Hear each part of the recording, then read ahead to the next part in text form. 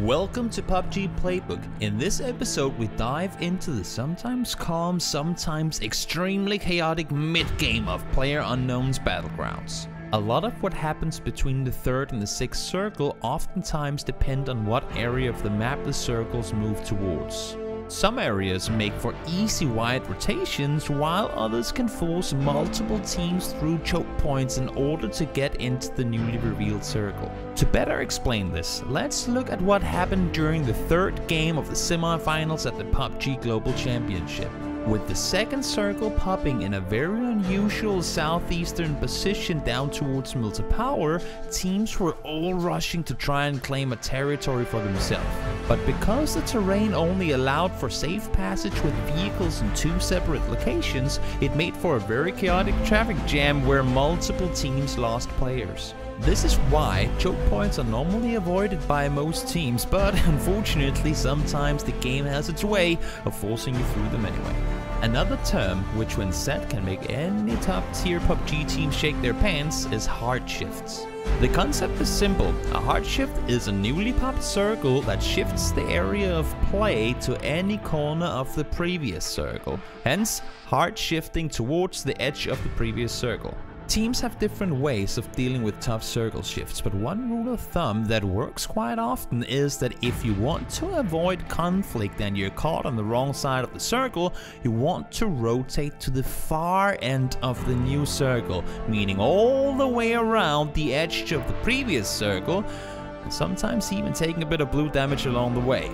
As long as you avoid going through the middle of the previous circle where many teams would have gone to take center positions before the next circle shift, you should be fine. We see an example of this if we hop over to day number 3 of the semifinals of the PGC.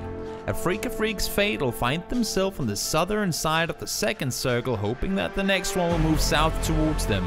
Unfortunately, that's not the case. With the teams being forced up to the northeastern side of the map, Fatal realized something. If they rotate quickly and far enough to the east, even going into the blue, they will be able to avoid the choke points other teams are forced into and instead enter the circle on the northeastern side. By doing this, they managed to avoid the clustered confrontations in Yasnaya, and with great awareness and great teamwork, they earned themselves a 2nd place finish. Another example of avoiding the hard shift took place during day 2 at the semifinals. As the 3rd circle pops, 4 AM technically do not have that far to go to the circle, but they're well aware that taking the direct route could mean trouble. First of all, they haven't had a chance to scout forward, so they don't know where the enemy teams are located.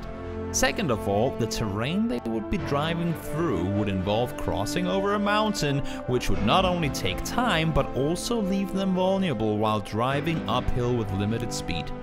Last but not least, they know that in the mid-game, most teams try to avoid those main roads on Miramar, and having seen where the next circle is located and having heard a lot of teams to the west, they figure that taking the path over the mountain would force them into a bottleneck with all the other teams trying to get further north, which in the end would create a choke point and limit their chances of winning. So, by traveling all the way through El Azahar and taking a bit of damage from the circle, not only do they dodge what ends up becoming a massive choke point, they also reach the destination faster than they would have had they crossed the mountain, as they were driving both bikes and Murados, which we all know are great vehicles for maintaining high speeds on flat terrain.